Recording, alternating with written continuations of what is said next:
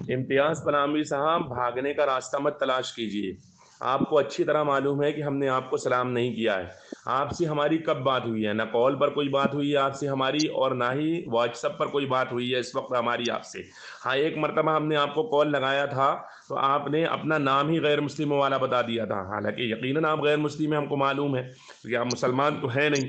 लेकिन आपने अपना नाम डर के मारे, जिसकी ऑडियो मौजूद है और यूट्यूब पर डली हुई है, आप देख सकते हैं, उसके अंदर आपके नंबर पर कॉल किया गया तो आपने अपना नाम गैर मुस्लिमों वाला बताया कि मैं फलां बोल रहा हूँ। तो ये तो आपका हाल है डर का, तो आपको हम सलाम करेंगे क्यों? तो आपसे तो कभी बात हुई नहीं। एक मरतबा जो हुई भी तो उसमें भी आपने अपने आप को गैर मुस्लिम बता दिया, तो कोई जवाब बात करने का सवाल ही पैदा नहीं होता। दूसरी बात ये कि ना व्हाट्सएप पर आपसे गुफ्तगू हो रही है, ना कॉल पर आपसे गुफ्तगू हो रही है, तो भला आपको कैसे मुखातब कर लिया हमने, आपको कैसे सलाम कर लिया? ये भागने के रास्ते हैं जनाब, भागिए मत। आपको अच्छी तरह मालूम है कि अब्दुल्ला भाई ने आपका मैसेज जब हम तक पहुंचाया, तो उस मैसेज को देखने के बाद हमने अब्दुल्ला भाई को इसका जवाब दिया, तो सलाम अब्दुल्ला भाई के लिए था, ना कि आपके लिए था।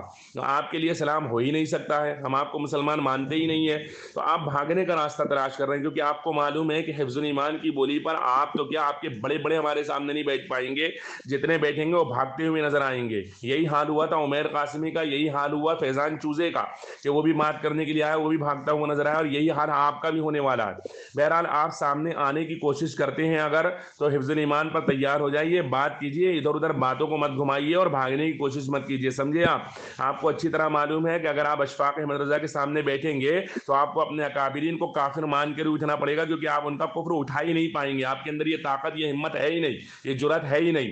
और आपके अंदर क्या, सारी देवबंदियत के अंदर कोई माई कलाल ऐसा पैदा ही नहीं हुआ है जो थानवी को मुसलमान साबित करके बता दें। तो मैं आपसे अर्ज करूंगा कि इम्तियाज पलामी साहब, इधर उधर की बात ना कर, इधर उधर की बातें ना करें, और मेहरबानी करके सीधे पॉइंट पर आइए और आप ये बताइए बात करने के लिए तैयार है या नहीं है। अगर नहीं तैयार है तो ऐलान कीजिए अपनी शिकस्त का कि अशफाक अहमद रजा के सामने बैठने की मेरी औकात नहीं है, मैं नहीं बैठ पाऊंगा और मैं नहीं बात कर सकता, और थानवी की बातों का मेरे पास कोई जवाब नहीं है, थानवी की इबारत का कोई जवाब मैं नहीं दे सकता। जिस तरह हमारे अकाबीर मरते मर गए लेकिन जवाब नहीं दे सके, हम भी जवाब नहीं दे पाएंगे, और इसी तरह हम उसको मानते रहेंगे और जहन्नम में जाएंगे। ये आप ऐलान कर दें, खत्म बात। इसके बाद में ना हम आपसे कुछ कहेंगे ना आप हमसे कुछ कहिएगा। लेकिन इधर उधर की बात क्यों कर रहे हैं? हमने सलाम किया, आपने सलाम किया, अरे भाई हम आपको क्यों सलाम करेंगे? जरा आप खुद सोचिए, हम आपको क्यों सलाम करेंगे? अशफाक रज़ा बरेलवी साहब, न इधर उधर की बात कर ये बता काफ़िला क्यों लूटा।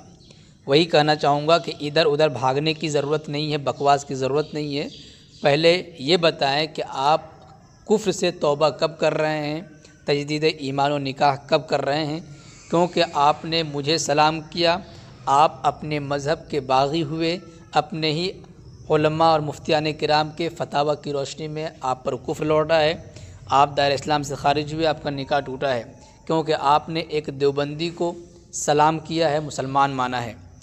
तो इससे बचने के लिए इधर उधर के बहाने न तलाश करें और भागने की कोशिश न करें। आप जो बार बार कह रहे हैं कि हमने अब्दुल्ला को किया, आप साबित करें कि आपने अब्दुल्ला को कब सलाम किया। उस ऑडियो में कोई है माँ का लाल जो दिखा सके? कहीं पर अब्दुल्ला का जिक्र हुआ है? नहीं हुआ है। आपने सलाम किया, मुझे मुखातब किया है और अपना तारुफ़ किया है। आपके कौल के मुताबिक या आपकी ज़बान में कहूँ तो ये मुतअय्यन भी है और मुतबय्यन भी है कि आपने मुझे सलाम किया है, और इसके नतीजे में आप अपने फतावा की रोशनी में काफिर और मुर्तद होते हैं, दायरे इस्लाम से खारिज होते हैं। तो पहले अपने ईमान की फ़िक्र करें। उसके बाद आपने कहा कि हम आपको सलाम क्यों करें, आपको हमने पहले फ़ोन किया था तो गैर मुस्लिम वाला नाम बताया और आप हकीकत में गैर मुस्लिम हैं। तो मैं कहना चाहूँगा ये उसी तरीके से झूठ है जिस तरीके से हुसामुल हरमैन झूठ है, झूठी किताब है, और उसी तरीके से इसका कायल काज़िब है जिस तरीके से हुसामुल हरमैन का मुसन्निफ़ काज़िब है। बात सुना रही है। और आप मुफ्ती उमैर साहब का नाम ले रहे हैं, फ़लाँ फ़लाँ नाम ले रहे हैं। हमने भी उस मुनाजरे को देखा है कि कैसे आपने अपने ही आला हज़रत को पहचानने से इनकार कर दिया है। ज़िल्लत और रुसवाई छुपाने के लिए उनकी तरफ झूठी बातें मंसूब करते हैं।